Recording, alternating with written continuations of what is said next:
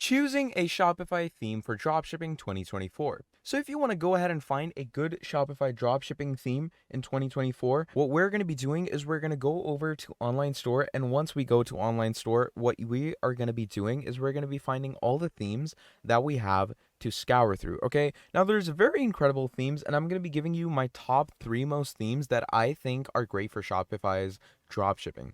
Now obviously the first and foremost theme that I'm going to be going with is the Dawn theme. Now the Dawn theme is the stock theme. It's the default theme that you get on Shopify, okay? And we're going to be seeing it right now, right in front of our screens. So this is the Shopify Dawn theme, and in the Shopify Dawn theme, we have all these things to scour. Okay, this is how the theme looks, and it looks absolutely flawless and incredible. And the best part about the Dawn theme is that it's totally free, and it's fully accessible with all different types of customizable widgets and a whole lot more. So this is, in my opinion, the best theme that you can get.